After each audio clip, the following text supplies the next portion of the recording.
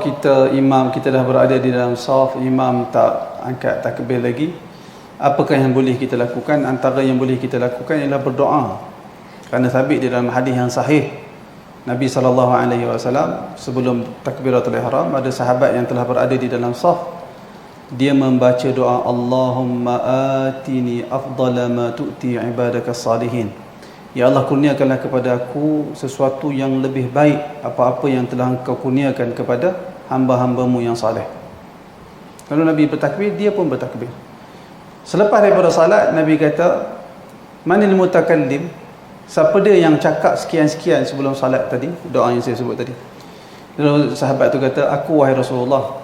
Kata Nabi SAW, sesungguhnya kuda kamu akan disembelih dan kamu akan mati dalam peperangan. Dan ternyata dia mati dalam peperangan. Kerana dia minta kepada Allah untuk dikurniakan kepada dia perkara yang paling afdal yang Allah Ta'ala kurniakan kepada hamba Allah yang saleh. Mati syahid. Dia nak mati syahid, Allah Ta'ala beri mati syahid kepada dia. Dan kita kena tahu, bila saya dah sebut mati syahid ni, bapa kepada Jabir, nama Abdullah, dia mati dalam peperangan Uhud, mati syahid. Kata Nabi SAW, Allah Ta'ala berkata-kata dengan bapa kamu wahai Jabir, tanpa kifaha, tanpa ada sesuatu tirai, tak satu tutupan, tak ada, secara langsung dia barzakh. Allah Ta'ala kata kepada Abdullah, bapa kepada Jabir, taman, berangan, nak apa? Kalau kita dapat peluang tu, kita akan minta apa? Ya Allah, masuk syurga terus. Tapi tak tahu, Abdullah tak minta itu. Abdullah minta apa? Ay Rabb, wahai Tuhan, ahyini marratan thaniyatan, atau kama qala, ya wahai Tuhan, hidupkan aku sekali lagi, dan aku nak berperang di jalanmu, dan aku dibunuh sekali lagi di jalanmu. Kenapa Abdullah minta itu, tuan-tuan? Dia tak minta masuk syurga, dia nak mati lagi sekali.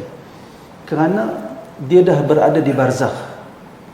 Orang yang berada di barzakh, orang yang berada di akhirat, semua orang akan, Quran, hadis akan sebut, wahai Tuhan, lewat, bagilah kami tempoh sekali lagi untuk kami hidup, la usaddiqanna, kami akan bersedekah, kami akan beramal saleh, kami akan tambah amalan. Bila berada di barzakh dan akhirat, manusia ni dia hanya fikir, bagaimana aku nak dapat kedudukan yang paling tinggi di dalam syurga. Sebab tu Abdullah dia minta supaya beri peluang kepada dia hidup lagi sekali untuk dia berjihad dan mati lagi sekali. Kerana dia nak dapat kedudukan yang paling tinggi di dalam syurga. Tapi Allah Ta'ala sebut, telah mendahului firmanku, sesungguhnya kamu semua manusia tidak akan kembali setelah mereka mati, tidak akan kembali ke dunia setelah mereka mati. Itu menunjukkan kelebihan gugur syahid. Jadi sahabat tadi dia minta Allah Ta'ala kurniakan kepada dia perkara yang paling afdal yang telah Allah Ta'ala kurniakan kepada orang saleh, iaitulah mati syahid. Dan ternyata dia mati syahid, dan Nabi mengiyakan doa tersebut, menunjukkan kita boleh berdoa dengan apa-apa doa. Antaranya doa yang sahabat tu baca, Allahumma atini afdala ma tu'ti ibadakas salihin. Ya Allah, kurniakanlah kepada aku perkara yang paling afdal yang telah engkau berikan kepada hamba-hambamu yang saleh. Beri doa dengan doa tu. Dengan kita memberi tumpuan, kita akan menghadap Allah. Kita amat memerlukan Allah, kita merasa diri kita hina, kita rasa diri kita rendah, kita fakir kepada Allah, mengharapkan pemeliharaan dan kurnia dari Allah Subhanahu wa taala. Saya ingat sekadar itu saja.